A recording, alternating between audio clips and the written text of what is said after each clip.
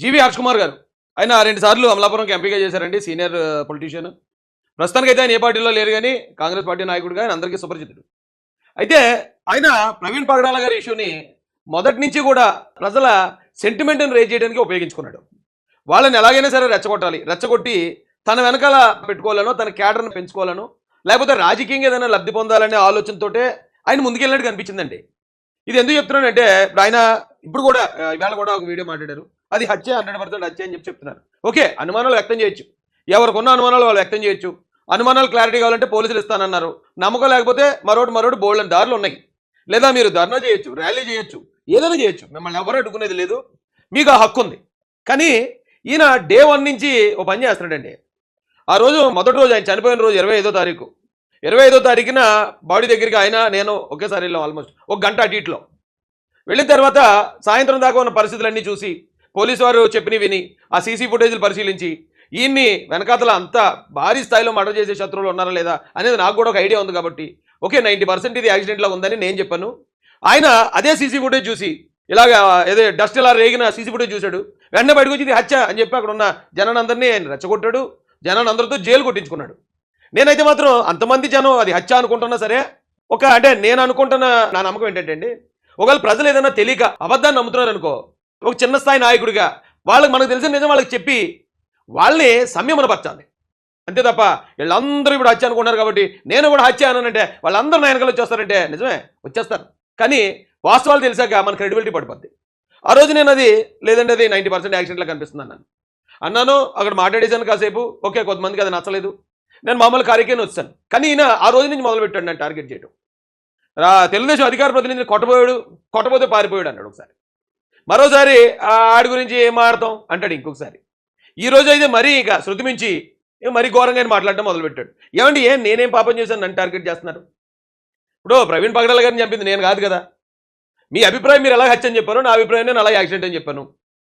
మీ దురదృష్టం నా అదృష్టం ఇప్పుడు మొత్తం ఎంక్వైరీ అంతా చేయలేని తర్వాత పోలీసు వారు కూడా యాక్సిడెంట్ అన్నారు. అంటే మేమందరం చాలా పెద్ద పెద్ద నాయకులు, చాలా సీనియర్లు, చాలా డబ్బున్న వాళ్ళు, మేమందరం హత్య అన్నాం, ఈడొక్కడే యాక్సిడెంట్ అన్నాడు. ఇప్పుడు ఈడన్నదే నిజమైపోయింది. అరే మనకు అవమానం అయిపోయింది అనుకున్నారేంటి? ఎందుకు అవుతుందండి అవమానం? మీ నమ్మకం మీది, మీ అనుమానం మీది. నేను చెప్పింది ఏదో నేను చెప్పాను. నేను ఆధారాలు చూసాం. అంటే జనాలు రెచ్చగొట్టడం ఇష్టం లేక కొంతమంది రెచ్చగొట్టి వాళ్ళ దగ్గర డబ్బులు కలెక్ట్ చేసిన వాళ్ళు ఉన్నారు. కొంతమంది రెచ్చగొట్టి మీలాంటి వాళ్ళు రాజకీయంగా దాన్ని ఉపయోగించుకునే ప్రయత్నం చేసిన వాళ్ళు ఉన్నారు. ఎవరు స్వార్థం కోసం వాళ్ళు హత్య అని చెప్పారు తప్ప ఏ స్వార్థం లేదు కాబట్టే అది యాక్సిడెంట్ అని చెప్పాను నేను. అయితే మీరు పర్సనల్గా నా మీద చేసే దాడి నాకు చాలా బాధాకరంగా ఉందండి. ఎందుకు మీరు నన్ను చూసి మరి ఇలా దాడి చేయాలి లేకపోతే ఇలాగా చులకం చేసి మాట్లాడాలనుకున్నారో మరి నాకైతే అర్థం కాలేదు. ఇది గతంలో మాట్లాడిన వీడియో అండి. యాక్సిడెంట్ ఉన్నా దీన్ని బట్టి నేను యాక్సిడెంట్ ఎలా నమ్ముతానంటే అక్కడ కొంతమంది తెలుగుదేశం నాయకులు ఏం చేశారండి, ఇది 90% యాక్సిడెంట్ అని చెప్పేసి లెగిసిపోయి బయటకు వచ్చి అనౌన్స్ చెబుతాను కొట్టబోయాడు. నేను అంతా చూసిన తర్వాత బయటకు వచ్చి ఎట్టి పరిస్థితుల్లోనే యాక్సిడెంట్ వాళ్ళు కొట్టబోయారు అన్నాడు. మరి నన్ను ఎవరు కొట్టబోయారు నాకు ఇప్పటికీ నాకు అర్థం కావట్లేదు. మీరు చాలా సీనియర్ నాయకులు కదా, పెద్ద వయసు వ్యక్తి, అన్నా అనే కదా పిలుస్తాను మిమ్మల్ని. ఏ రోజు నేను మిమ్మల్ని గురించి దురుసుగా మాట్లాడింది కూడా లేదు. అనే ఎందుకన్నా నన్ను అంత టార్గెట్ చేసి అంత బ్యాడ్ చేయాల్సిన అవసరం ఏంటి? డే 1 మొదటి రోజు నుంచి పట్టుకున్నాడు ఈయన. ఇది ఈ రోజుదండి. ఈ రోజు అయితే ఇంకా ఒక అడుగు ముందుకే వేస్తాడు. వాదిని ఆయన వేసి తొలగించండి. కొన్ని కుక్కలు వాగుతున్నాయి మీడియాలోనూ వాటిలోనూ. మొదటి రోజునే చెప్పేశాం, ఎందుకురా మీరు పదవుల గురించి ఎడుతారు, న్యాయంగా ఉండండి. సోటి సోదరుడు చనిపోయాడు, సోదరుడు చనిపోతే గవర్నమెంట్ని ఇంత మంచి గవర్నమెంట్ లేదని పొగడడం ఏంటి? అమ్మ పొగడతలకు కూడా హద్దులు ఉండాలి. కుక్కలు అంటున్నాడు, లేకపోతే ఏదో పదవుల కోసం చేస్తున్నాం అంటున్నాడు, లేదా గవర్నమెంట్ని పొగడటం అంటున్నాడు. ఇప్పుడు గవర్నమెంట్ పొగడటం అంటున్నాడు కాబట్టి ఇష్యూ వచ్చింది కాబట్టి చెప్తున్నానండి. ఇది జరిగింది, ఇలాగా యాక్సిడెంట్ జరిగింది. మరుసటి రోజు మధ్యాహ్నానికి లోకేష్ గారి దృష్టికి వెళ్ళడం, ఇమీడియట్గా పోలీసుని అలర్ట్ చేయడం జరిగింది. పోలీసుని అలర్ట్ చేయడంతోనే సీఎం గారు స్పందించడం జరిగింది. మరుసటి రోజుకి హోంమంత్రి గారు అక్కడికి వచ్చారు. డీజీపీ గారి దగ్గర నుంచి ఐజీ గారు, ఎస్పీ గారు ఒక సిట్ను నియమించడం జరిగింది. యుద్ధ ప్రాతిపదికన 500 సీసీ కెమెరాలు పరిశీలించారు. అక్కడ ఉన్న ఏదైతే పోస్ట్మార్టం బేసిక్ రిపోర్ట్ తీసుకున్నారు, ఆర్ఎఫ్ఎస్ఎల్ రిపోర్ట్ తీసుకున్నారు, ఇవన్నీ కూడా ఆయన ఫోన్పే పేమెంట్లు పరిశీలించారు. దాదాపు 100 మందిని ఎంతమందిలో సాక్షులను విచారించారు. యుద్ధ ప్రాతిపదికన చేశారండి. 14 రోజులు మొత్తం గవర్నమెంట్ అంతా దీని మీద పనిచేసి ఆయన మృతి వెనుకున్న ఆధారాలు గవర్నమెంట్ బయటపెట్టినప్పుడు అరే మన కోసం పనిచేసే గవర్నమెంట్ని అప్రిషియేట్ చేయడంలో తప్పే ఉంది. అంటే ఇప్పుడు దాకా గవర్నమెంట్లు ఏమి కూడా మన తరపున పని చేయకపోవడానికి కారణం ఇగో ఇలాంటి నాయకుడు అయి ఉంటాడండి. ఎందుకంటే వీళ్ళ స్వార్థం కోసం మన కోసం పనిచేసే గవర్నమెంట్లు కూడా తిడతారు. అప్పుడు గవర్నమెంట్లు ఏమనుకుంటే రే వీళ్ళకి ఎంత చేసిన ఇంతేరా, విశ్వాసం ఉండదు వీళ్ళకి అనుకుంటారు కదా. ఇప్పటి వరకు గవర్నమెంట్ మళ్ళీ ఎందుకు పట్టించుకోవా అనుకునేవాడిని. ఇలాంటి పెద్దన్నలు ఇచ్చే ఇలాంటి స్టేట్మెంట్ల వల్ల అనమాట అండి. గవర్నమెంట్ అంత గట్టిగా పనిచేసినప్పుడు మన తరపున అక్కడ న్యాయం జరిగేలాగా అంటే వాస్తవాలు ఏంటో వెలికి తీసే ప్రయత్నం ఇంత ఇమీడియట్గా ఏమంటే ఇంతకుముందు జరిగిందా? ఇప్పుడు ఎవరో వివేకానంద రెడ్డి గారు మధ్య హత్య జరిగింది, జగన్మోహన్ రెడ్డి గారు 5 సంవత్సరాల్లో ఏమైనా బయటకు వచ్చిందా? అలాంటి ఎన్నో కేసులు మరుగున పడిపోయి, అలాంటిది 14 రోజుల్లో మొత్తం A to Z ఎక్కడ ఏం జరిగింది ఏంటనేది వివరాలన్నీ మనకు అందించి కేసు క్లోజ్ చేసినప్పుడు అప్రిషియేట్ చేస్తే ఏం తప్పుందండి? అదేమో నా స్వార్థం కోసం చేయలేదే. పోనీ నేనేమి అది అప్పుడు తెలుగుదేశం పార్టీలోనో లేకపోతే కూటమిలోనో నేనేమి అధికారంలో లేనే, నాకేం పదవులు లేవు. ఒకవేళ పలానా పదవి ఉంది నాకంటే ఆ పదవి ఇచ్చారు కాబట్టి నువ్వు ఇలా మారుతున్నారు రాయిజ్ అన్నారంటే పోనీ ఎంతో కొంత ఉంది అర్థం. అరే మొత్తం పార్టీ గెలిచిన తర్వాత నేను ఇల్లు కదలలేదు, మా ఊర్లోనే కూర్చొని ఉన్నాను. అయినా ఇంకా పదవుల కోసం చేశాడు లేకపోతే అధికార ప్రభుత్వం కోసం చేశాడు ఎలాగనగలుగుతున్నారన్న బాబు మీరు? కేవలం ప్రవీణ్ గారి విషయంలో క్రైస్తవుల మనోభావాలు వాళ్ళ ఆందోళన తగ్గించడానికి ప్రభుత్వం ఇంత ఇమ్మీడియట్గా యుద్ధ ప్రాతిపదికన పనిచేసింది కాబట్టి నేను థ్యాంక్స్ చెప్పాను. కానీ ఇదే మీరు ఇన్ని చెప్పే మీరు థ్యాంక్స్ చెప్పారు. అదే చంద్రబాబు నాయుడు గారికి మళ్ళీ ఎలా చెప్పారండి థ్యాంక్స్?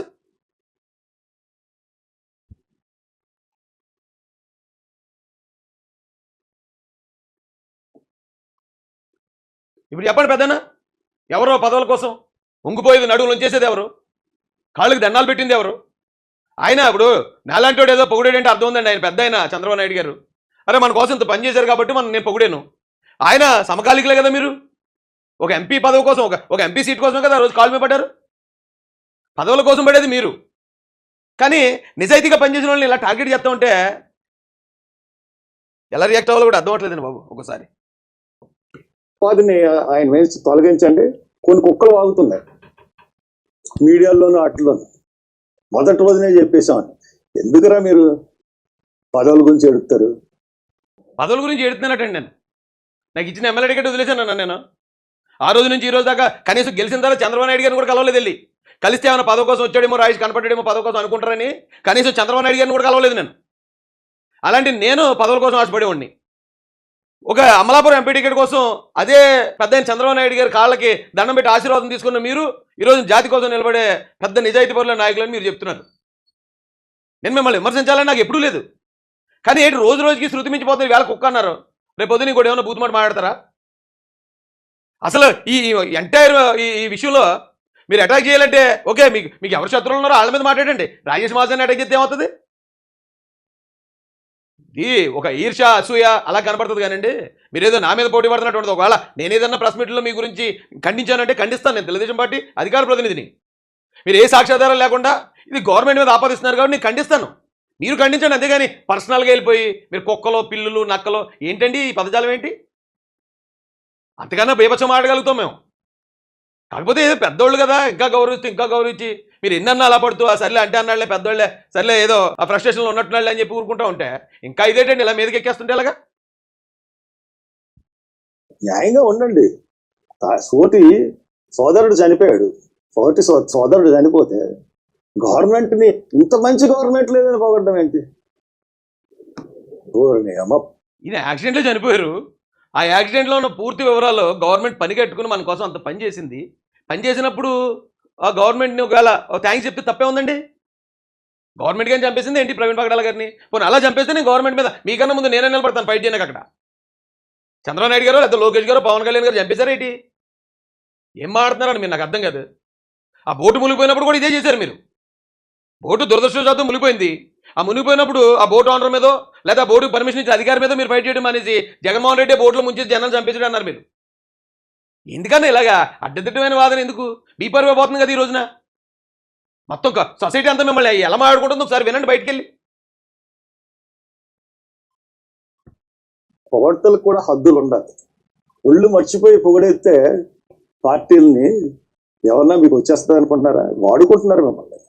అన్ని పార్టీ వాళ్ళకి చెప్తున్నాను, నేను అందరికీ చెప్తా ఉన్నాను. ఒక హత్యని యాక్సిడెంట్ కింద ఏమంటే ఇప్పుడు చాలా మంది యూట్యూబ్లో ఇది హత్య అంటున్నారు. సరే పాపం వాళ్ళు యూట్యూబర్లు, వాళ్ళు బయటకు వచ్చి ఏం చేయలేరు. మీరైతే యూట్యూబర్ కాదు కదా, మీరు ఒక ప్రజాప్రతినిధే కదా. అది హత్య అన్నప్పుడు ఇగో నేను డిక్లేర్ చేస్తారు పోలీసు కూడా అది యాక్సిడెంట్ అని. కానీ మీకు హత్య అని డౌట్ ఉంది, మీరు కోర్టుకి వెళ్ళే ఆప్షన్ ఉంది కదా మీకు. మీరు హైకోర్టుకి వెళ్ళండి, సుప్రీంకోర్టుకి వెళ్ళండి, పోనీ సిబిఐ ఎంక్వైరీ అడగండి, పోనీ సిబిఐ మీద కూడా మీకు నమ్మకం లేకపోతే జ్యుడిషియరీ ఎంక్వైరీ అడగండి. ఒక హైకోర్టు మాజీ న్యాయమూర్తితోనో సిట్టింగ్ న్యాయమూర్తితోనో ఒక ఎంక్వైరీ అడగండి కోర్టుకి వెళ్ళి. లేదు ఇక్కడ ఆంధ్రప్రదేశ్ హైకోర్టులో మీకు న్యాయం జరగదని మీరు భావిస్తే సునీతారెడ్డి గారు తెచ్చుకున్నట్టు ఈ కేసుని తెలంగాణ హైకోర్టుకు మార్పించుకోండి. తెలంగాణ హైకోర్టుకి వేసుకుని అక్కడి నుంచి జ్యుడిషియరీ ఎంక్వైరీ చేయించండి. ఇన్ని ఆప్షన్లు ఉంటే ఇవన్నీ వదిలేసి కూర్చుని చక్కగా ఏసీ వేసుకుని ఓ వీడియో పెట్టి లేదు ఇది హత్య, మేము హత్య అంటాం కాబట్టి అది హత్య, మేము ఇలా చెప్తున్నాం కాబట్టి మీరు అలా చేయాలా. మీరు చెప్తే పోలీసులు ఎందుకు చేస్తారన్నా? ఇప్పటికే చాలా చేసింది గవర్నమెంట్ చేశారు, పోలీసులు చాలా కష్టపడి ఇలాంటి కేసుకు కూడా వేరే వాళ్ళకి అయితే ఈ కేసుకి ఎంతసేపు చేయరు. యాక్సిడెంట్ కేసు యాక్సిడెంట్లా క్లోజ్ చేద్దరు. అయినా కూడా ఇంత చేసిన తర్వాత కూడా ఇంకా బురద చల్లాలనుకుంటున్నారు. పోనీ చల్లండి. మీకు ఎలాగే ఈ రాజకీయంగా ఈ పొలిటికల్ బ్లాక్మెయిల్ మీకు అలవాటే. మీరు జగన్మోహన్ రెడ్డి అధికారంలో ఉంటే జగన్మోహన్ రెడ్డిని బ్లాక్మెయిల్ చేస్తారు, ఇక చంద్రబాబు నాయుడు గారు ఉంటే చంద్రబాబు నాయుడు గారిని చేస్తారు, మరొకరు ఉంటే మరొకరిని చేస్తారని అనుకున్నారు అందరూ. సరే అది మీ స్టైల్ అయితే అలా మీ స్టైల్లో వెళ్ళిపోండి. మధ్యలో నేనేం చేశాను? నన్ను గెలుగుతారు అత్తమాటుని. నేనేం చేశానండి? నాకు నచ్చితే అవును నేను నమ్మాను గవర్నమెంట్ కరెక్ట్గా చేసింది ఈ విషయంలో, అది యాక్సిడెంట్ నమ్మాను, నేను మాట్లాడుకుంటాను. నా కూడా మీకెందుకు? ఆ కుక్కలో నక్కలో పిల్లలు ఇవే మాటలు, ఇవి మీ వయసుకి తగ్గ మాటలు అయిపోయి నేను మాట్లాడడం రాదా నాకు? లేకపోతే మిమ్మల్ని చూసాను భయపడిపోతాను అనుకున్నారా? ఇచ్చిన గౌరవం నిలబెట్టుకోండి. ఇంకా మీరు చేసింది ఎంపీయే కదా, ముఖ్యమంత్రి ఏం చేయలేదు కదా. మీరు ముఖ్యమంత్రి చేసిన వాళ్ళతోనే పెట్టుకున్నాం మేము. చూసారు కదండి. మరి ఈ వీడియో కనుక మీకు నచ్చినట్లయితే ఒక లైక్ కొట్టేసి మీ అభిప్రాయాన్ని కూడా కామెంట్ బాక్స్లో తెలియజేస్తూ ఇలాంటి ఇంట్రెస్టింగ్ అప్డేట్స్ కోసం మా ఛానల్ని సబ్స్క్రైబ్ చేసుకోండి.